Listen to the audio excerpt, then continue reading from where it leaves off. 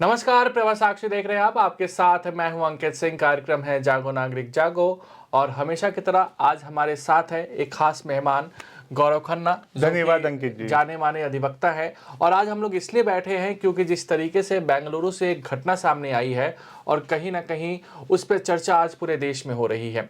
कहीं देखा जाए तो एक आईटी प्रोफेशनल बंदा जो 34 साल का था और उसको आत्महत्या करने पर मजबूर होना पड़ा और जो उसने नोट लिखा है उसमें कहीं ना कहीं अपनी पत्नी, उसके ससुराल वालों पर आरोप लगाया है, साथ ही साथ वकील और जजों की भूमिका पर भी सवाल खड़े किए हैं। तो सर, सबसे पहला सवाल आपसे यही है कि जिस तरीके से हम लोग पिछले 2 दिनों से इस मामले पर चर्चा कर रहे हैं, तो पूरे के पूरे मामले को आप कैसे देखते हैं? देखिए, उस अतुल सुभाष ने अपनी आत्महत्या करने से पहले एक इंटरनेट पे 1 घंटे 20 मिनट का वीडियो भी अपलोड किया है, जिसमें उन्होंने पिछले 2021 से लेके इनफैक्ट 2019 से लेके अभी तक अपनी शादी के बारे में जो भी सर्कमस्टांसेस थे वो बताया है। तो उससे एक ही बहुत ही ज़्यादा, जो कि हमें पहले भी पता था, कई बार कोर्ट ने भी बोला है कि एक जो नई एक परिस्थिति है कि ये जो 1980 में कि ये जो दहेज विरोधी कानून आए थे, क्योंकि उस 1980 में एक काफी आवाज उठी थी समाज में कि महिलाओं को तंग किया जाता है शादी के बाद, उनको दहेज के लिए। हमने उस समय उस 1980-90 में देखा गया था कि महिलाओं को जला दिया जाता है। हमने बहुत ऐसे इंसिडेंट भी सुने थे, महिला उत्पीड़न के केसेस। हाँ, हमने सुना था कि सिलेंडर ब्लास्ट, आपको याद होगा जब आज से 30-40 साल पहले सिलेंडर ब्लास्ट के बहुत केसेस होते थे। लेकिन अब वो कानून बिल्कुल 180 डिग्री उल्टे कर दिए गए हैं, इन द सेंस कि आपकी किसी एक महिला और एक आदमी की शादी हुई है और उस शादी के बाद वो साथ रहते हैं। ठीक है, आपको जैसे पता है कि इंडिया में अरेंज मैरिज का काफी सिस्टम है, तो शादी के बाद रहते हैं। तो कई बार क्या होता है कि टेम्परामेंटल डिस्प्यूट्स होते हैं या कुछ भी डिस्प्यूट्स होते हैं, तो जिनको हम वैसे अगर कानून में बोला जाए तो एक तरह के वो सिविल लॉ के अंडर डिस्प्यूट्स हैं। लेकिन क्योंकि ये जो कानून जो 1980 में दहेज विरोधी बनाए गए थे, तो आजकल क्या होता है कि इन सिविल डिस्प्यूट्स को क्रिमिनल में कन्वर्ट कर दिया जाता है कि जैसे ही एक महिला और उनके हस्बैंड में कोई डिस्प्यूट हुआ और जब वो एक डिस्प्यूट एक कोई रेड लाइन क्रॉस कर गया, तो महिला क्या करती है कि ये 4 केसेस होते हैं जो कि हमने देखा कि 90% ऑफ मैरिटल डिस्प्यूट्स में किए जाते हैं। एक है 498A, जैसे कि मैं आपको बता रहा था, जो 1980s में आया था कि अगर किसी महिला को कोई पति और उसका परिवार उत्पीड़ित करे, उससे दहेज मांगे, तो 498A। दूसरा 125 सीआरपीसी का 125 सीआरपीसी का ये है क्योंकि आजकल महिलाएं काफी जॉब्स कर रही हैं मल्टीनेशनल वगैरह में, फाइनेंशियली बहुत इंडिपेंडेंट हैं। बट उस जमाने में जैसे जब इंडिपेंडेंट नहीं थी, या आज भी जो गांव वगैरह में जो नीचे तबका है जहां इंडिपेंडेंट नहीं है, तो उसमें मेंटेनेंस मांगना। एक है डोमेस्टिक वायलेंस, जैसे कि महिलाओं के साथ मारपीट होती थी, वो रोकने के लिए या उनको घर से ना निकाला जाए, तो डोमेस्टिक वायलेंस। तो इस तरह के ये 3-4 केसेस हैं जो इकट्ठे पति, और आज हमने ये देखा है, जैसे इसमें इन्होंने बताया कि इनके भाई हैं छोटे, जो हम कल से टीवी पे देख रहे हैं, जो कि शादी के बाद सिर्फ 2 दिन उनसे एक छत के नीचे रहे। जब शादी के बाद एक हस्बैंड वाइफ अपने घर में जाते हैं, जैसे इनकी वाराणसी में शादी हुई, जब ये बिहार गए तो सिर्फ 2 दिन वो एक छत में अपने जो उनके पति के छोटे भाई है उनके साथ रुकी थी।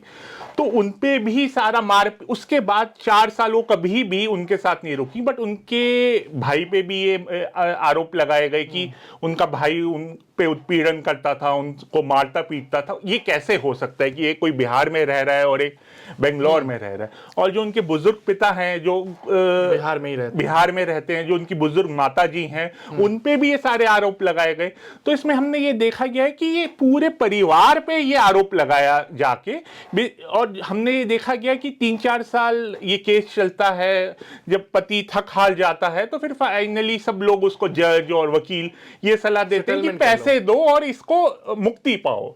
जैसे इसमें भी हमने देखा है कि जो जज हैं रीता कौशिक, उन पे एक बड़ा संगीन आरोप लगाया गया है कि उन्होंने बोला कि आप मेरे को, नहीं तो तुम जिंदगी भर तुम और तुम्हारा परिवार कोर्ट के चक्कर, मेरे कोर्ट के चक्कर काटेगा, और अगर आप मुक्ति चाहते हो तो आप मुझे 5 लाख दो और मैं आपका सेटलमेंट करा देती, और जो कि सेटलमेंट जो कि हम सुन रहे हैं कि पहले 1 करोड़ की डिमांड थी, फिर अब 3 करोड़ की हो गई डिमांड हो और गई। अगर वो बोलते हैं कि नहीं मैं 3 करोड़ कैसे दूं, तो कहा जाता है जज की ओर से कि तुम इतने सक्षम हो तभी तो तुमसे मांगा जा रहा है। हाँ, कि तुमसे इसलिए मांगा जा रहा है कि क्योंकि तुम्हारे पास इतने पैसे होंगे, जबकि यहाँ हमने देखा, देखिए ये वैसे लॉ तो बेनिफिशियल लॉ है। अगर कोई एक महिला है जो गांव में रहती है, जो अपने आप को सपोर्ट नहीं कर सकती, तो उसके लिए कानून बहुत अच्छा है।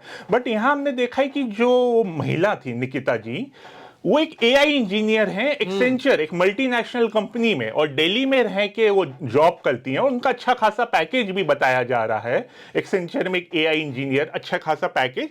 उनको अपने पति से 2 लाख रुपए चाहिए जौनपुर में रहने के लिए। तो जौनपुर में मुझे नहीं लगता कि कितने ही 1% लोग भी या आधा % लोग भी महीने की उनकी आमदनी 2 लाख है, या वहां इतना खर्चा है कि मेरे ख्याल से दिल्ली और बेंगलोर में भी 2 लाख रुपया महीने का रहने का नहीं चाहिए होता। तो जौनपुर में उनको अपने लिए 2 लाख रुपए अपने और अपने बच्चे के लिए चाहिए। ठीक है, यहाँ आरोप जो लगा है वो ये लगा है कि जो लड़के वाले थे, बेसिकली ये शादी 2019 में हुई थी। लड़का और लड़के की मुलाकात जो हुई थी वो शादी.com पे हुई थी। हाँ जी। और कहीं ना कहीं उसके बाद 2021 के बाद से तनाव लगातार जारी रहा। हाँ जी। ज्यादा हो गया, तनाव शुरू से ही था लेकिन 2021 के तो बाद यहाँ से तनाव में भी ज्यादा हो अगर गया। आप उनका वीडियो देखें तो उसमें लग रहा है कि ये तो उल्टा दहेज का मामला था, कि दावा किया जा रहा है कि 10 लाख रुपए दहेज लड़के वालों ने मांगा था। ये आरोप लड़की ने ये लगाया लड़की है ने कि ये जो लगाया। लड़का उसका परिवार है उसने 10 लाख 10 दहेज लाख मांगा मांगा था, और वो दहेज नहीं दिया तो पूरे परिवार ने मिलके, उनके माता पिता भाई ने मिलके लड़की को उत्पीड़ित किया था, मारपीट किया बट वो अपना जो उनका, देखिए जो सुसाइड से पहले जो वीडियो है, अगर हम लीगल टर्म्स में भी देखे जाए तो उसको एक डाइंग डिक्लेरेशन बोला जाता है। जैसे कोई आदमी मर रहा है तो ये माना जाता है कि वो मरने से पहले झूठ नहीं बोलेगा, क्योंकि वो तो मरने वाला है, तो वो झूठ बोल के नहीं मरेगा। इसको अदालत भी एक बहुत हाई रिगार्ड में रखती है कि ये किसी मरने वाले आदमी का डाइंग डिक्लेरेशन है। क्योंकि 24 पन्ने का जो नोट मिला है उसमें भी उसने लिखा है कि अभी न्याय बाकी है। हाँ, तो उसमें उसने बोला गया है कि ये सारी झगड़ा ही इसलिए शुरू हुआ था कि उनको घर खरीदने के लिए मेरे से 50 लाख रुपया चाहिए था, जिसके लिए उन्होंने एक बार 13 लाख, एक बार 3 लाख, 16 लाख रुपया उन्होंने बैंक अकाउंट में, जिसका उन्होंने बोला कि मैंने सारा प्रूफ अदालत में लगाया है, क्योंकि वो सारा उन्होंने बैंक ट्रांसफर किया है, अकाउंट में डाला है, बंधन बैंक वगैरह का नाम लिया है, और अकाउंट स्टेटमेंट वगैरह उन्होंने दिखाया। तो यहाँ तो उल्टा लड़की वाले लड़के से दहेज मांग रहे थे। अच्छा, इसमें एक और सवाल आ रहे हैं सर, वकील और जज की भूमिका पर। जज की भूमिका पर आपने बात किया थोड़ा बहुत, लेकिन अब विस्तार से हम चाहेंगे वकील की भी भूमिका इसमें कहीं ना कहीं संदेहों में है। कारण क्या है कि जब 9 मामले दर्ज हैं लड़के और लड़के के परिवार के खिलाफ, लेकिन बाद में लड़की कहती है कि नहीं मुझे तो पता ही नहीं है कि कौन से मामले दर्ज हैं, तो क्या वकील के जरिए सारे मामले दर्ज कराए गए, लड़की को अनजान रखा गया, या लड़की अब अपने बयान से पलट रही है और कहीं ना कहीं सारा ठिकरा वकील पे फोड़ने की कोशिश हो रही है? देखिए, ये हमने कई बार इंस्टेंसेस देखे हैं। अभी थोड़े टाइम पहले भी सुप्रीम कोर्ट में एक इंस्टेंस आया था कि जब एक अपेलेंट ने बोला था, जिसने अपील दाखिल की थी, कि ये तो मुझे पता ही नहीं था कि ये मेरे नाम पे अपील गई है। लेकिन इस मामले में जो अभी हुआ है, इसमें थोड़ी ये जांच का विषय है, और मैं बोलूंगा कि जो बार काउंसिल ऑफ इंडिया है उसको एक जांच बैठानी चाहिए कि एक्चुअल में लड़की झूठ बोल रही है या वकील। क्योंकि अगर वकील एक ऑफिसर ऑफ द कोर्ट होता है, उसने ऐसे किया है तो उसको डिसबार करना चाहिए कि वो आगे से वकालत ना प्रैक्टिस कर पाए। और अगर ये लड़की ने किया है, क्योंकि इसलिए इसमें संदेह हो रहा है कि ये, जैसे उन्होंने अपनी डाइंग डिक्लेरेशन में बोला कि मुकदमा ऑलमोस्ट 6, 7, 8 महीने चला, जिसमें लड़की बहुत बार पेश हुई कोर्ट में, बहुत सारे डॉक्यूमेंट्स फाइल किए गए, हर डॉक्यूमेंट पे उनके साइन हैं। तो क्या ये 8 महीने तक इतनी बार वो पेश भी हुई कोर्ट, उन्होंने डॉक्यूमेंट्स पे साइन किए, तो ये, और वो पढ़ी लिखी एक एआई इंजीनियर थी, तो क्या ये उनसे वकील ने धोखे में कराया है? तो या इसमें तो ये एक जांच का विषय है, और इसमें एक बार काउंसिल को जांच कमेटी बैठानी चाहिए। और जज की भूमिका, जज चाहे तो किसी को फंसा सकता है, जज चाहे तो कोई भी जो जस्टिस है, जो न्याय प्रक्रिया है उसमें डिले कर सकता है। देखिए, इसमें भी एक ये आपको हमने दामिनी पिक्चर से देखा है तारीख पे तारीख, तो इसमें भी जैसे उन्होंने बोला गया है कि 2 साल में 120 तारीख, मतलब 120, एक आदमी जिसको उन्होंने बोला कि मेरे को सिर्फ 23 छुट्टी, जो कि एक प्राइवेट और गवर्नमेंट नौकरी में 20-30 छुट्टियां ही साल में मिलती हैं, वो 40 बार बेचारा बेंगलोर से जौनपुर आया, चाहे ट्रेन से आए होंगे चाहे फ्लाइट से आए होंगे, 2-3 दिन का समय आने जाने में लगता होगा। तो उनको एक एक रिस्पॉन्सिबिलिटी होना चाहिए। एक हाई कोर्ट, ये जो लोअर कोर्ट्स होते हैं हाई कोर्ट के अंडर में आते हैं, तो एक हाई कोर्ट को एक सुपरवाइजरी ड्यूटी होती है हमारे संविधान में, उसमें ये होना चाहिए कि कितनी तारीख लगी और हर तारीख पे क्या हुआ। आप फिजूल की ऐसे तारीख नहीं लगा सकते कि आज तारीख लगाई, आज जज साहब नहीं आए, आज स्ट्राइक है, आज कंडोलेंस है। जैसे उन्होंने बोला कि 90% तारीखों में तो कुछ होता ही नहीं था, कभी वकीलों की हड़ताल होती थी, कभी कंडोलेंस होता था, कभी जज साहब छुट्टी पे, कभी वकील तारीख मांग रहा है। तो इसका एक सिस्टम होना चाहिए, रिव्यू होना चाहिए, एक ऑनलाइन अवेलेबल होना चाहिए कि एक जज ने उसका एक परफॉर्मेंस रिव्यू होना चाहिए कि उसने कितनी तारीख लगाई और उन तारीखों पे क्या किया। बिल्कुल। हाँ। अच्छा, इस मामले में सर आपको क्या लगता है, क्योंकि यहाँ पर भूमिका पारिवारिक न्यायालय की भी है। हाँ जी। तो आपको क्या लगता है कि देश में जो पारिवारिक इस तरह का एक मामला नहीं है सर, कई मामले सामने आते हैं, क्योंकि कहीं ना कहीं पारिवारिक न्यायालय जो होते हैं उसमें अगर तेजी देखी जाए तो इस तरह के मामले को रोका जा सकता है। तो पारिवारिक न्यायालय में कहाँ चूक हो रही है पारिवारिक न्यायालय से, और कहीं ना कहीं क्या इससे जो एक इंसान है, चाहे वो कोई भी पक्ष हो, दोनों तरफ से प्रताड़ना जो है वो बढ़ती है क्या? देखिए, जब ये कल से काफी सोशल मीडिया और मीडिया में आया है तो मिनिस्ट्री ऑफ लॉ एंड, जो सेंट्रल गवर्नमेंट की मिनिस्ट्री है, उसने भी एक ट्वीट जारी किया है कि ये फैमिली कोर्ट सिस्टम इसलिए बनाया गया था एक अलग हट के सिविल कोर्ट से कि एक, क्योंकि ये मैरिटल डिस्प्यूट्स हैं, तो इनकी इंटेंशन ये है कि एक प्राइवेसी में, एक बाकी सिविल कोर्ट से हट के एक हार्मोनियस इन्वायरमेंट में ये जो भी एक पति पत्नी में अगर कोई डिस्प्यूट है तो उसको रिजॉल्व किया जाए। तो ये इंटेंशन तो ये है जैसे लॉ एंड जस्टिस मिनिस्ट्री कह रही है, बट प्राइवेट जो हमने देखा है कि जो प्रैक्टिकली वो ऐसा नहीं होता। तो सबसे पहले तो मेरी अपनी तरफ से एक ये सुझाव है कि एक तो ये जो चार या जैसे इन पे 9 केसेस हुए थे ये बंद करने चाहिए। अगर किसी एक, और इसको डीक्रिमिनलाइज करना चाहिए, किसी हस्बैंड वाइफ में डिस्प्यूट है, फैमिली कोर्ट के सेटअप में आप उनको बुलाएं, बैठाएं, उनसे पहले मीडिएशन कराएं। अगर आपस में सॉल्व नहीं होता तो एक जज आप उनको मेरिट्स पे सुने। बिल्कुल। लेकिन एक डिस्प्यूट के आप किसी के 9 केस कर दोगे और उसको जगह जगह, कहीं ट्रायल कोर्ट, कहीं हाई कोर्ट, कहीं सुप्रीम कोर्ट, 2 साल में 120 डेटे उसको जाना पड़ेगा, उसके परिवार, बुजुर्ग माता पिता को जाना पड़ेगा। तो ये पार्लियामेंट को सोचना चाहिए, जो हमारे लॉ मेकर्स हैं उनको सोचना चाहिए कि एक कॉम्प्रिहेंसिवली फैमिली कोर्ट में एक मुकदमा चले जिसमें सारे विवाद सुलझे। ये 9, जैसे 4, 5, 9 मुकदमे जो हो जाते हैं ये बंद होने चाहिए। बिल्कुल।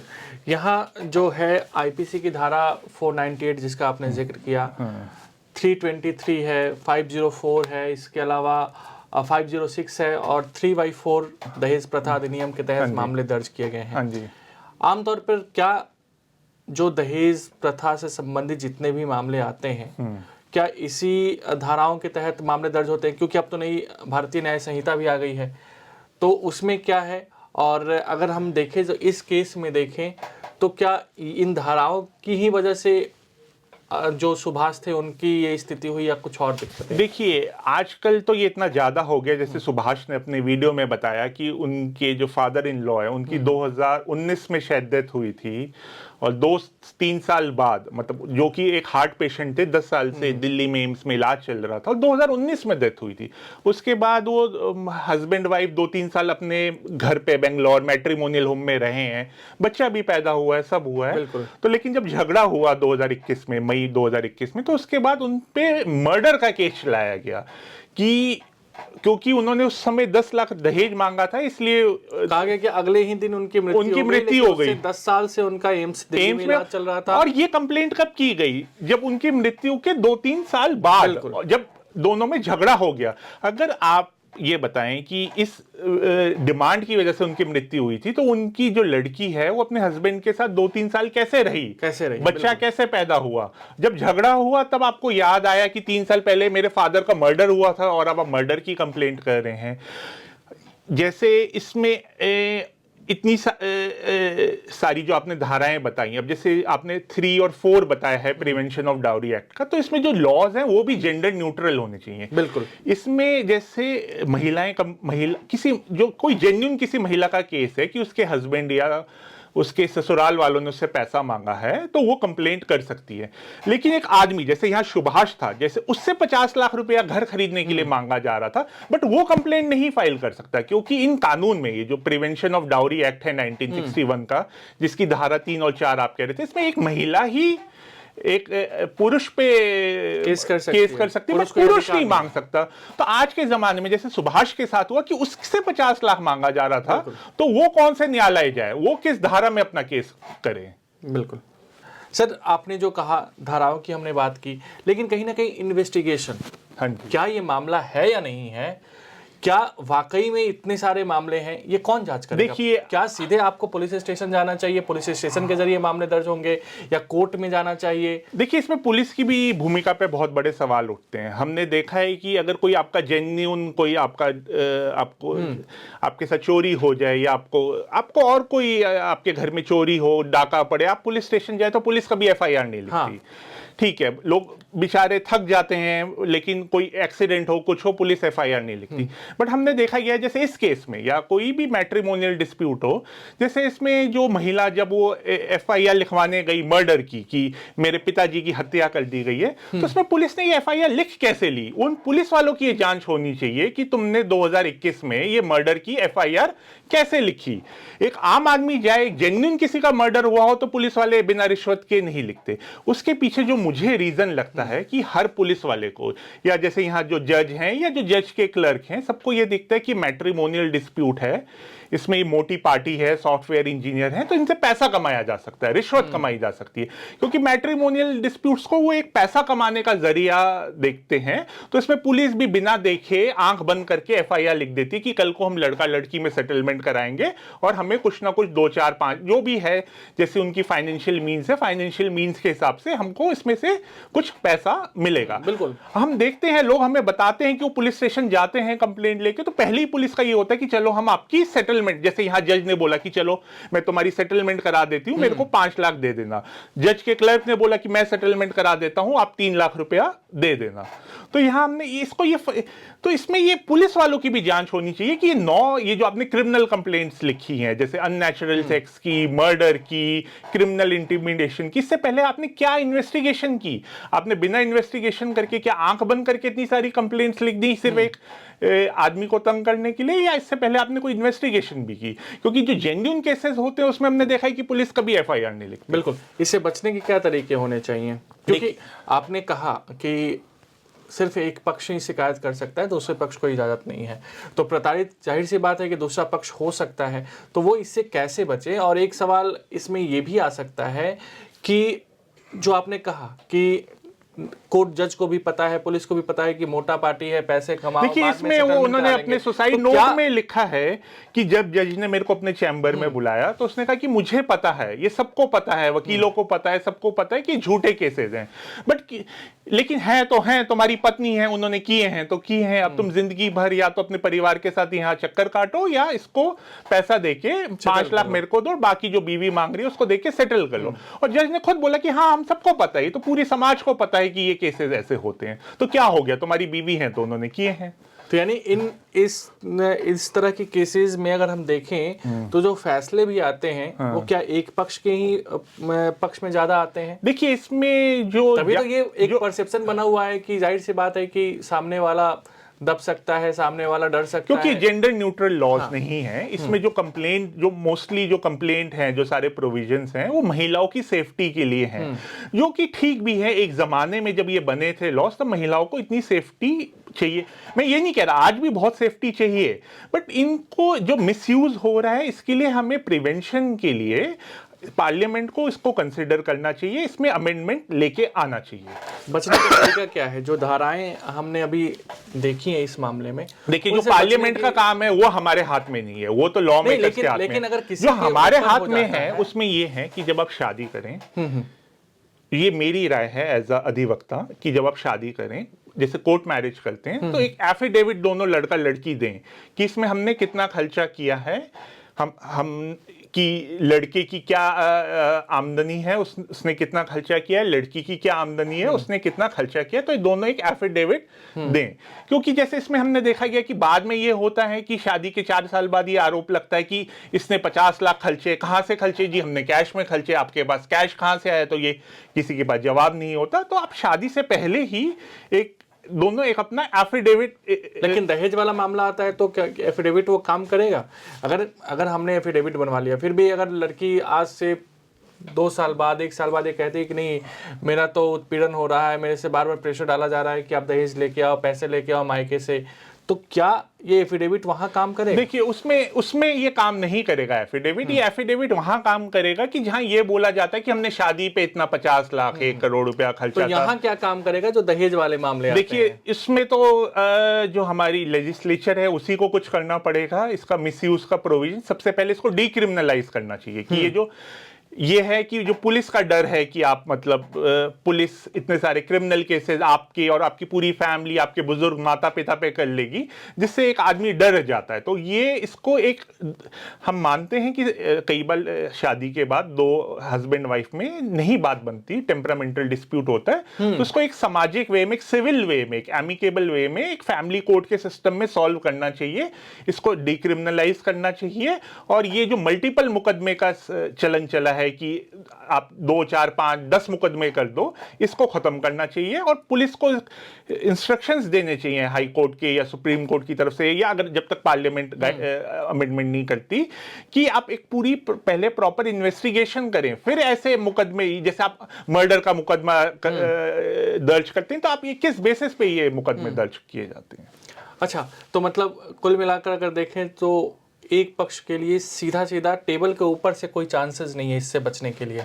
देखिए, जब वो जो रूल ही हैं, जब वो ऐसे, जैसे एक आप अगर कभी कोई ताश खेलते हैं, जब पत्ते ही आपके अगेंस्ट है, तो आप इसमें क्या करेंगे? मतलब रूल्स ही आपके अगेंस्ट हैं। जैसे आपने बोला कि कोई कल को आरोप लगा दे, आप पे मुकदमा कर दे, तो वो आपको एक न्यायालय की प्रक्रिया से गुजरना पड़ेगा। अब बात यह है कि ये जो न्यायालय की प्रक्रिया से गुजरना पड़ता है, जो इसमें 5, 10, 15, 20 साल, जो कल को आप बेकसूर भी साबित हो जाते हैं, सपोज आपने, न्यायालय ने आपको बोला कि आपका कोई दोष नहीं है, बट ये जो प्रक्रिया है, जो आप 5, 10, 15 साल, 20 साल गुजरे, जो इसमें आपने वकीलों पे पैसा खर्चा किया, जो आप कोर्ट गए, हमने देखा है कि लोग बॉम्बे, बेंगलोर जॉब करते हैं, और कहीं जहां उनका होम टाउन, इस मामले में भी बेंगलुरु में जॉब था, जौनपुर में है, तो इसमें हमने बिहार में था, भाई जो दिल्ली रहता था। तो इसमें जैसे इन्होंने बोला भी कि देखिए, इसमें कल को हो सकता है ये निर्दोष भी साबित होते, बट जैसे इन्होंने बोला कि ये अपने पैसों से ही अपने दुश्मन को इनेबल करें, जो ये मेंटेनेंस का पैसा देंगे हर महीने 80,000, इसी से वो दूसरा पक्ष वकील हायर करेगा और इन पे मुकदमा करेगा। और ये जो प्रक्रिया है कि अगले 5-10 साल जो इनका, जिससे इनको गुजरना होगा, तो बहुत सारे लोग ये जो प्रक्रिया है इससे ही टूट जाते हैं, ये इतना बड़ा झटका बर्दाश्त नहीं कर पाते। तो इसमें देखिए, निर्दोष, तो आप, अगर आप निर्दोष हैं तो आप अपने आप को निर्दोष साबित कर सकते हैं, बट ये बहुत हिम्मत चाहिए इसके लिए कि अगर आप 5, 10, 15 अपनी जिंदगी के, जब आप प्राइम ऑफ जिसे कहते हैं लाइफ, जब आप 20, 25, 30 साल के, तो आप अगले 10, 20 साल कोर्ट कचहरी के चक्कर लगा के, वकीलों को पैसा देके आप अपने बर्बाद करें। मुझे लगता है कि इन सब केसेस, इन सब ऐसे मामलों से बचने में समाज की बड़ी भूमिका हो सकती है, क्योंकि समाज इन मामलों को एक अलग नजरिए से देखने की कोशिश करता है, और कहीं ना कहीं अगर समाज चाहे तो जो डिस्प्यूट्स है ना, वो आपस में सुलझाया जा सकता है, मामला थाने या कोर्ट भी ना पहुंचे। इसमें समाज और जुडिशरी और इन्वेस्टिगेटिंग एजेंसी पुलिस, इनको सेंसिटाइज करने की बहुत ज्यादा जरूरत है, नहीं तो लोगों का जो मैरिज एज ए इंस्टीट्यूशन है उस पे से ही भरोसा उठ जाएगा। बिल्कुल, लेकिन आप बार बार कह रहे हैं कि लॉ बनना चाहिए। सुप्रीम कोर्ट ने तो कह दिया ना, सुप्रीम कोर्ट ने तो कहा ही है कि जो हमारा आईपीसी का इस्तेमाल जो दहेज वाला है, उसका इस्तेमाल कई बार गलत होता है, खास करके अनुचित मांगों को पूरा करने के लिए उसका इस्तेमाल किया जाता है। सुप्रीम कोर्ट ने ये बोला। देखिए, सुप्रीम कोर्ट ने बहुत बार बोला, तो ये पार्लियामेंट ने अभी तक उसमें कोई अमेंडमेंट नहीं किया है। हमने देखा है कि पार्लियामेंट जो भी न्यू भारतीय न्याय संहिता आई है, उसमें भी जो 498A था वो वैसे का वैसे ही। हाँ, उसमें पार्लियामेंट ने कुछ अमेंडमेंट नहीं किया है। मतलब ये, इसमें पार्लियामेंट को भी संज्ञान, जब तक कानून नहीं बदलेगा तब तक ये केसेस दर्ज होते रहेंगे। तो फिर ये कैसे होगा? सुप्रीम कोर्ट कोर्ट ये क्यों नहीं कह सकता? अगर सुप्रीम कोर्ट कहता है कि बुलडोजर नहीं चलेगा तो रुक जाता है। देखिए, सुप्रीम तो कोर्ट ने अगर कह दे कि इस तरह के मामले जांच के बिना दर्ज नहीं होने चाहिए, देखिए, इसमें तो सुप्रीम क्यों कोर्ट होता ने है? काफी मदद की है। पहले आज से 10 साल पहले तक जब भी जैसे ही ये केस रजिस्टर होता था तो जो पति होता था या जो उसके सारे परिवार वाले होते थे उनको फौरन उसी शाम को उठा लिया जाके जेल में बंद कर दिया जाता था। लेकिन एक अनीश का केस हुआ था तो उसमें ये सुप्रीम कोर्ट ने गाइडलाइंस इशू की थी कि पहले पुलिस को इन्वेस्टिगेशन करना है और इसमें आप इमीडिएट अरेस्ट नहीं कर सकते, आपको नोटिस इशू करना है हस्बैंड और जो अक्यूज लोग हैं, चाहे उसके परिवार वाले जो भी हैं, आपको पहले प्रॉपर इन्वेस्टिगेशन करना है और एक हाई लेवल, जैसे दिल्ली में डीसीपी से परमिशन चाहिए होती है तभी ये एफआईआर रजिस्टर होती है। तो इसमें सुप्रीम को आजकल हमने देखा गया कि वो जो इमीडिएट अरेस्ट थी जो पहले आज से 10 15 20 साल पहले होती थी, वो आज की डेट में इमीडिएट अरेस्ट, जैसे इसमें भी अतुल मेरे ख्याल से कभी भी अरेस्ट नहीं हुए थे। लेकिन उसका एक और रीजन है ना कि दोनों अगर सक्षम है, आजकल लोगों के पास पैसे हैं, आराम से बेल मिल जाता है। नहीं, इसमें बेल का भी नहीं था क्योंकि इसमें सुप्रीम कोर्ट ने इतना तो कर ही दी है। आज से 10 15 साल पहले अरेस्ट का भी लोगों को हमने देखा है कि 15 दिन, महीना, 2 महीना, 6 महीने लोग जेल में रह के आते थे। लेकिन आज की डेट में ये सुप्रीम कोर्ट की पिछले कुछ सालों में जो गाइडलाइंस है, आज की डेट में इसमें सुप्रीम कोर्ट, इसमें भी आपने अतुल ने सुप्रीम कोर्ट के चीफ जस्टिस और जो हाई कोर्ट है वहां एक मेल लिखा है, उसने अपने सुसाइड वीडियो में बोला है कि मैं ये सुप्रीम कोर्ट और हाई कोर्ट में एक मेल लिख रहा हूं जिससे सुप्रीम कोर्ट और हाई कोर्ट, और जैसे हमें उम्मीद है कि जैसे उन्होंने पहले ये अनीश के केस में गाइडलाइंस लाए थे तो ये आगे और हो सकता है कि अतुल के केस के बाद और गाइडलाइंस लाएं कि जिससे जब तक पार्लियामेंट इस लॉ को अमेंड नहीं करता तो सुप्रीम कोर्ट कुछ गाइडलाइंस लाएं कि इसका दुरुपयोग कम हो। बिल्कुल।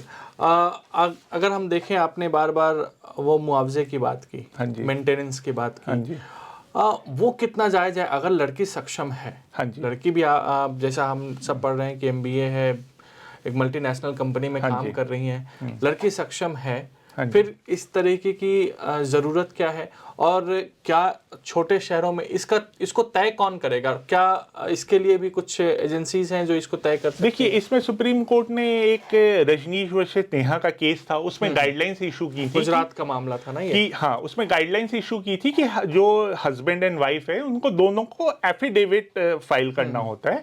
उस एफिडेविट में जो भी उनकी इनकम सोर्स दोनों के लिए है, ये हस्बैंड के लिए, वाइफ के लिए भी, कि उनको अपनी इनकम सोर्स है, चाहे वो सैलरी हो, चाहे कोई और अदर इनकम सोर्स हो, जो उनकी प्रॉपर्टी है, चाहे अचल या मूवेबल या इमूवेबल प्रॉपर्टी, उसकी डिटेल्स वगैरह देनी है। बट अगर आप इसमें ध्यान से उनका वीडियो देखें तो इसमें बोला गया है कि क्योंकि रीटा कौशिक ने उस समय अपने क्लर्क के थ्रू 3 लाख रुपए की डिमांड की थी और वो 3 लाख रुपए नहीं दिए गए थे अतुल की तरफ से, तो उन्होंने भरी अदालत में बोला कि मैं ये रजनीश वर्सेस नेहा का जो गाइडलाइंस है इसे नहीं फॉलो करूंगी, और उन्होंने आनंद फानंद में 40,000 रुपए का मेंटेनेंस का ऑर्डर पास कर दिया। और वो विथ एरियर्स, वो बता रहे हैं कि वो 80,000 तक महीने का पहुंच गया था क्योंकि पुराने एरियर्स भी थे।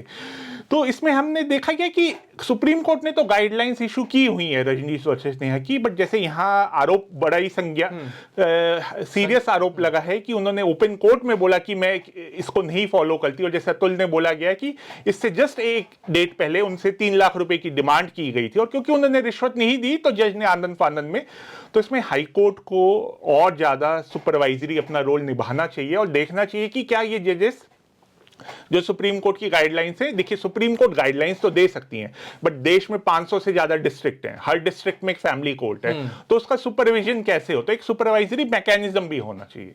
बिल्कुल। एक और सवाल इसमें, क्योंकि उकसाने का भी आरोप लगाया गया है कि एक ये जज की जो बातचीत है, जज और जो सुभाष थे उनके बीच की बातचीत है, उसमें सुभाष ये बोलते भी हैं कि अगर इस तरीके की आप कहेंगे तो कहीं ना कहीं मुझे प्रताड़ना होगी, और ऐसे ही कई मामलों में लोग सुसाइड तक कर लेते हैं। फिर उनकी पत्नी बोलती है कि अगर कर लेते हैं तो सुसाइड कर लो। हाँ, और तुमने अभी तक क्यों नहीं किया? तुमने तो पिछली डेट में भी बोला था, तो अभी तक क्यों नहीं किया? भी एक अगर जिसमें जज हंसे, मतलब उन्होंने बताया कि जज के सामने बोला गया और जज इसमें काफी हंसे थे। बिल्कुल। तो बीएनएस की धारा 108 में कहा गया है कि यदि व्यक्ति आत्महत्या से मर जाता है तो कोई भी ऐसी आत्महत्या के लिए उकसाता है तो उसे 10 साल तक की कैद की सजा और जुर्माना भी लगाया जा सकता है। अब आप इस मामले में क्या निकिता के साथ कुछ ऐसा होता देख रहे हैं? देखिए, जो हमें रिपोर्ट मिली है बेंगलोर से, तो जो मृतक के भाई हैं उनकी कंप्लेंट पे बेंगलुरु पुलिस ने एक एफआईआर दर्ज की है बीएनएस की धारा 108 में, जिसमें निकिता और शायद उसके परिवार वाले जिन्होंने उकसाया अतुल को, उनके खिलाफ एफआईआर दर्ज किए। इसका अगला तो ये है कि बेंगलुरु पुलिस को उनको या तो बेंगलुरु बुलाना चाहिए या वहाँ जहाँ भी वो रहते हैं, जैसे निकिता या उनके परिवार वाले दिल्ली या जौनपुर रहते हैं, वहाँ जाके उनसे ये पूछताछ करनी चाहिए, अपनी इन्वेस्टिगेशन करनी चाहिए। और जैसे हमने देखा गया कि अगर ये मामला उल्टा होता कि एक किसी लड़की ने सुसाइड की होती तो अभी तक लड़का जेल में होता, ये मैं आपको गारंटी दे सकता हूं कि अगर एक किसी महिला ने सुसाइड की होती तो जो जिस पे आरोप लगा उसका परिवार पूरा जेल में होता। बट यहाँ अभी तक इवन 2-4 दिन पहले तक उसने जिन लोगों से बातचीत किया होगा वो लोग भी जेल में होते हैं, उनकी तलाश भी पुलिस कर रही होती है। इसमें ऐसे लग रहा है कि खाना पूर्ति के लिए बेंगलुरु पुलिस ने दिखाने के लिए, क्योंकि मीडिया में मामला काफी उछला है और सोशल मीडिया में काफी उछला है, तो बेंगलुरु पुलिस ने एफआईआर तो कर ली है, बट उस पे कोई अभी तक एक्शन नहीं लिया गया है। मैं तो इसमें ये तक बोलूंगा कि जो वहां का हाई कोर्ट है या जो सुप्रीम कोर्ट है, उसको सीओ मोटो कॉग्निजेंस लेके एक इन्वेस्टिगेशन, एक मे बी एक कोर्ट मॉनिटर इन्वेस्टिगेशन करके समाज में संदेश जाए कि नहीं तो लोगों का जुडिशरी न्याय व्यवस्था से ही भरोसा उठ जाएगा। जैसे हमने देखा है कि सुप्रीम कोर्ट या हाई कोर्ट कई मामलों में सीओ मोटो कॉग्निजेंस लेके कोर्ट मॉनिटर्ड प्रोब कराते हैं, तो इसमें भी ऐसे कोर्ट मॉनिटर्ड प्रोब मुझे मेरा ये मानना है कि हाई कोर्ट या सुप्रीम कोर्ट को इसका ऑर्डर करना चाहिए, क्योंकि बेंगलुरु पुलिस ने, मेरे को नहीं लगता कि अभी तक या तो उसके परिवार वालों को बुलाया है या किसी को अरेस्ट किया है। तो इसमें हमने ये देखा है जो ऐसे लग रहा है कि सिर्फ खाना पूर्ति। हाँ बिल्कुल, 24 पन्ने का सुसाइड नोट है और 1 घंटे 20 मिनट का वीडियो है, तो पुलिस ऑटोमेटिक एक्शन करना चाहिए था। आप कम से कम हिरासत में लेके पूछताछ ही कर सकते थे। या बेंगलुरु बुलाते, अभी आप पूछताछ करते या हिरासत में लेके इन्वेस्टिगेशन करते। वो जो जज साहिबा हैं उनसे भी जुडिशियल वर्क वापस लेके उन पे भी इन्वेस्टिगेशन करनी चाहिए कि उन्होंने बड़े संगीन आरोप लगाए कि ओपन कोर्ट में वो जो उनका है क्लर्क को डेट लगाने के किसी से 50, किसी से 500, किसी से 1000 रुपए जज साहिबा के सामने लेता है और जज साहिबा सबसे ऑर्डर पास करने के पैसे मांगती हैं, तो उनकी भी एक इन्वेस्टिगेशन करनी चाहिए। और खासकर कि ये जो निकिता और उसके परिवार वाले हैं, इनको तो अभी तक कस्टडी में लेके इनसे इन्वेस्टिगेशन करनी चाहिए थी, जो कि अभी तक नहीं हुआ है। क्या होगा आगे? देखिए, ये इसमें आपका जेंडर न्यूट्रलिटी वाली बात फिर आ गई आपके सामने। नहीं, देखिए इसमें मीडिया का काफी बड़ा रोल है, क्योंकि मीडिया को दबाव बनाना पड़ेगा सरकार पे और जुडिशरी पे कि इस पे एक्शन लिया जाए। नहीं तो हमने देखा है कि पहले भी ऐसे कई बार मामले होते हैं तो 1-2 दिन में ये दब जाते हैं। अगर ये 1-2 दिन में मामला दब गया तो कुछ नहीं होगा, बट अगर मीडिया और एक सोशल मीडिया पे एक जो ये अप्रोच चल रहा है, ये दबाव अगर चलता रहेगा तो उम्मीद है कि इस पे कोर्ट को मजबूर होकर कोई ना कोई कार्रवाई करनी पड़ेगी। बिल्कुल। दो अपने तारीख पे तारीख वाली बात की, क्या जो वर्तमान में भारतीय न्याय संहिता है, हाँ जी, जो नए 3 कानून आए हैं, हाँ जी, उनमें कुछ तय किया गया है कि इस तरीके के मामले में इतने दिन में सुनवाई पूरी हो जानी चाहिए, जस्टिस मिल जाना चाहिए, क्या ऐसा कुछ, या फिर अगर नहीं है तो आगे संभव है?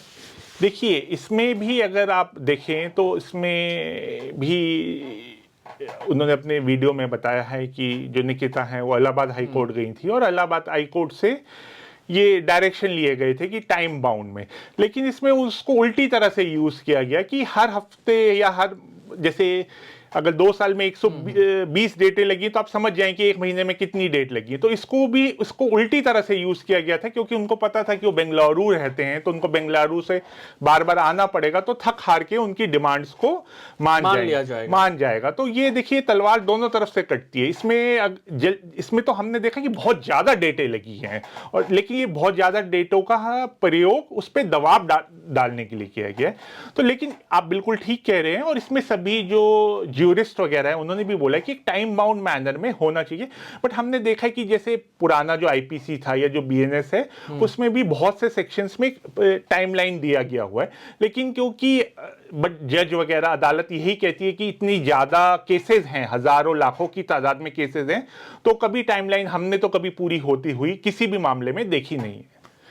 तो इस मामले में अब जब सब कुछ मीडिया के सामने है, हाँ जी, अगर कह सकते हैं तो मीडिया में भी ट्रायल इसकी खूब होगी, हाँ जी, लेकिन अब पूरे मामले को मतलब 2019 से हम देखें और हाँ जी। अभी तक देखें तो आगे कोर्ट की भूमिका, पुलिस की भूमिका, प्रशासन की भूमिका, सरकार की भूमिका को आप कैसे देखते हैं और समाज में हाँ जी। एक सही संदेश जाए, एक अलग संदेश जाए, उसमें जो कोर्ट है या फिर सरकार है उन तमाम की भूमिका क्या होगी? देखिए, ये आपको पता है कि मेन राइट्स की मूवमेंट काफी सालों से चल रही है और मुझे लगता है कि अतुल ने ये जो अपनी एक जान देने का जो अल्टीमेट सेक्रीफाइस किया है, उसके पीछे जो उनका मकसद था कि समाज जागे, समाज में एक हलचल हो। जैसे भगत सिंह ने कहा था कि बहरों को सुनाने के लिए धमाके की जरूरत होती है, तो इन्होंने एक ये धमाका किया है और इसके पीछे की जो इन्होंने जान दी है ये व्यर्थ ना जाए, समाज जागे। तो इसके लिए ये एक बहुत बड़ा हमारे पास ये मौका है समाज के पास और न्यायपालिका के पास और खासकर की सरकार पार्लियामेंट के पास कि एक कॉम्प्रिहेंसिव रिव्यू किया जाए इन सारे लॉज का। ऐसा नहीं है कि वो मेन के फेवर में हो या वुमेन के फेवर में हो, एक जेंडर न्यूट्रल हो और एक ऐसा मैकेनिज्म हो कि इनका मिसयूज बहुत कम से कम किया जाए और एक जैसे टाइम बाउंड, जिसे आपने बोला कि एक समय रहते इन मामलों का निपटारा किया जाए, क्योंकि इसमें निपटारा तो अब भी हो जाता है लेकिन बात जैसे हमने बोला ये जो प्रक्रिया है 5, 10, 15, 20 साल की, यही सबसे बड़ी सजा है।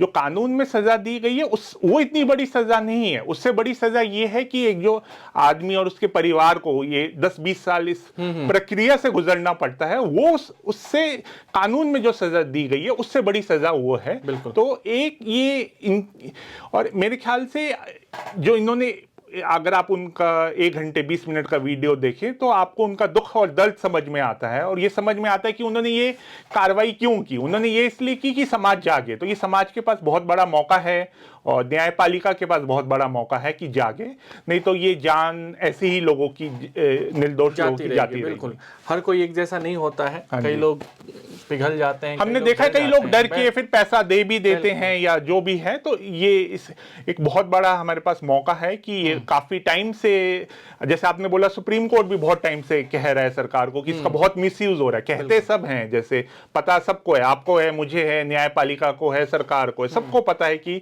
इसका बहुत ज्यादा दुरुपयोग हो रहा है। बोलते भी सब लोग हैं। सुप्रीम कोर्ट भी अपने ऑर्डर्स में, अभी 1-2 दिन पहले भी ऑर्डर आया है, उसमें भी सुप्रीम कोर्ट ने बोला है कि इसका दुरुपयोग हो रहा है, बट कोई करता कुछ नहीं है। तो ये मौका, क्योंकि एक निर्दोष आदमी ने जान दी है और समाज को बताया है कि उसके साथ पिछले 3 साल में क्या क्या हुआ है, तो हम तो यही उम्मीद करेंगे कि सरकार और न्यायपालिका और समाज जागे और इस व्यवस्था को बदला जाए। बिल्कुल। क्या वुमेन कमीशंस की तर्ज पर मेंस कमीशन की भी आने का वक्त आ चुका है? देखिए, बिल्कुल, देखिए समाज जैसे जैसे आगे बढ़ता है, जब एक समाज में देखा गया था कि महिलाओं पे अत्याचार हो रहा है तो बिल्कुल ठीक किया, आज भी हो रहा है। तो इस तरह से अब हमने देखा है, अब ये तो सुप्रीम कोर्ट कहता है कि आदमियों पे अत्याचार हो रहा है, तो एक अगर मेंस कमीशन बनाया जाए या एक कोई जेंडर न्यूट्रल कमीशन बनाया जाए तो इसमें क्या ही बुराई है, क्योंकि एक सिर्फ सुनवाई दोनों की हो। हाँ, दोनों की सुनवाई होनी चाहिए। सिर्फ ऐसा नहीं है कि मतलब सिर्फ समाज के सिर्फ आधे हिस्से को ये हक है अदालत जाने का और जो बाकी आधा हिस्सा है वो कुछ नहीं कर सकता, वो बस 10-20 साल परेशान होगा। बिल्कुल। तो ये था हमारा खास कार्यक्रम जागो नागरिक जागो। हमेशा की तरह इसमें हमारे खास मेहमान रहे गौरव खन्ना, जो कि जाने माने अधिवक्ता हैं। धन्यवाद अंकित जी मेरे से बात करने के लिए। और जैसे पूरे समाज में ये चल रहा है और हमें यही उम्मीद है कि क्या पता ये सब देख के समाज में और जागरूकता है। बिल्कुल, जागरूकता जरूरी है। अगर कोर्ट कचहरी और पुलिस स्टेशन के चक्कर नहीं काटने हैं तो समाज की भूमिका काफी बड़ी है। हाँ, धन्यवाद। अगर आप भी लेना चाहते हैं देश दुनिया की तमाम जानकारी तो आज ही सब्सक्राइब करें हमारे चैनल को। साथ ही नीचे दिए बेल आइकन को जरूर दबाएं ताकि हर अपडेट आप तक पहुंच सके।